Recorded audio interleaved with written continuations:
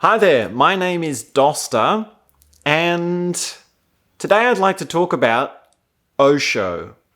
And the way I thought I'd frame this is as a bit of a general knowledge test, right? So we're testing your general knowledge, just basic information that you might have just off the top of your head.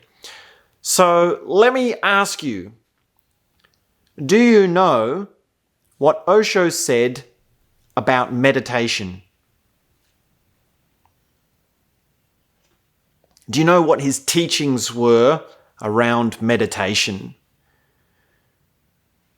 And perhaps related to that, do you know what meditations he invented? What awareness techniques he invented? What therapies he invented? How's your general knowledge on that particular subject? Here's another question. What did Osho say about his vision of humanity, about the state of affairs, about global culture, about society, about religion, about politics, about philosophy, about history? What did he say about those things? What was his vision of humanity? What was his picture that he painted? Here's another question. What did Osho say about Buddhism? What did Osho say about the Buddha?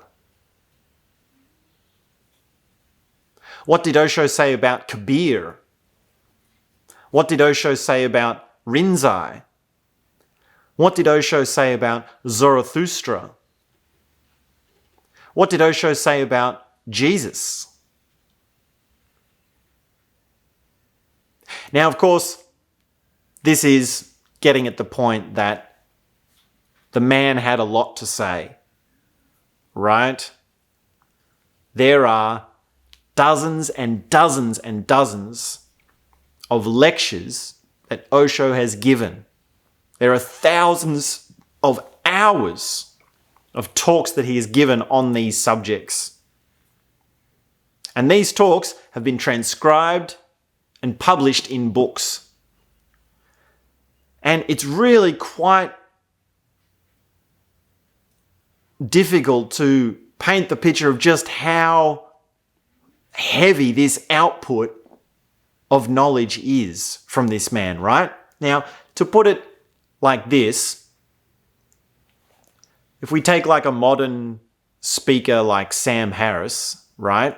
He's got maybe 200 podcast episodes, and they're all between 2 to 4 hours long, right? Now, imagine we were to take all of those podcasts by Sam Harris, put them all into books, and then sell tens of thousands of copies of those books, right? And in fact, Sam Harris has his books as well, so we could include that, right? So let's include all of his books that he's sold millions of copies of, and all of his podcast. Now, if we were to times that by 10, so instead of 200 podcasts, it's 2,000 podcasts. And instead of 10 best-selling books, it was 100 best-selling books. And we said, okay, Sam Harris now has 100 best-selling books and 2,000 hours worth of lectures, of podcasts that were published. You would still not even be getting close to how much Osho published. You would not even be close.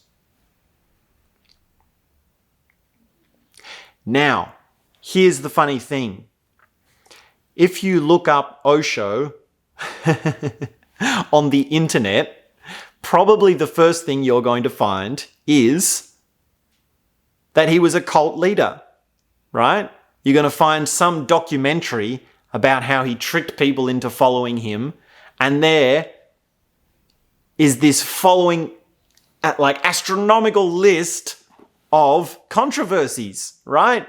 Conspiracy to murder, attempted murder, treason, being arrested, assassination attempts, poisonings, bombs going off, being extradited from dozens and dozens of countries, being arrested, thousands of arrest warrants, right? The list of controversies goes on and on and on, and that's the first thing you find.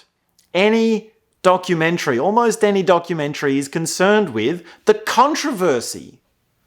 Look at how bad this person is. Look at how bad his people are. Look at how he manipulated them into this cult. Now, I want to clarify this in these short few minutes. Before you get sucked into the controversies, before you get sucked into all of the mania surrounding the man, and there's plenty of reason to understand it, that's for sure, but before you do all that, ask yourself, what was this man really trying to say? What did he actually say about meditation? What did he say about Buddhism? What did he say about his vision of humanity? What was it that he was really trying to promote and push? Do you understand it? Are you open-minded enough to hear what someone has to say? Now, here's the challenge. I've got a challenge for you. Before you judge Osho, listen to 2,000 hours of his lectures. Now, if you can't get the lectures, which you can in certain ways, right? He's got his own radio station, his own app, his own website. It's easy enough to find it. But otherwise, read 20 books. So before you judge, read 20 of his books. Because then at least you will have a bit of a sense of an idea of what he was on about. Now, this culture is so much against this, right? We're all about click on the video, give me the title, and give me the information immediately. We're all about the 2-week challenge, the 12-hour challenge, the 4-hour work week, the immediate gratification, 140 characters, right? So what I'm saying is quite radical. Listen to 2,000 hours before you judge him. Read 20 of his books before you judge him. Now, there's another thing I'll mention just quickly.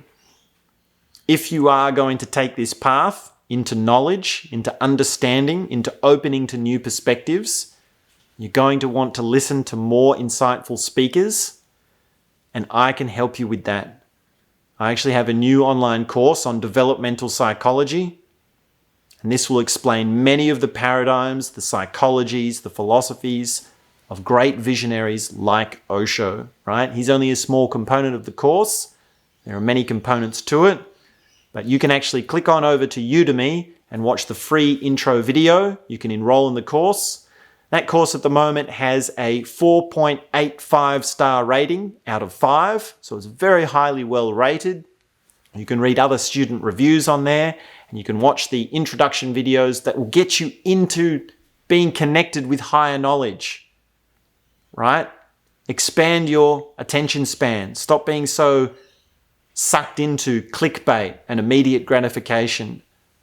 So go ahead, watch the introduction video for free. Click the link in the description of this video, and you can enroll now. I look forward to seeing you in the course.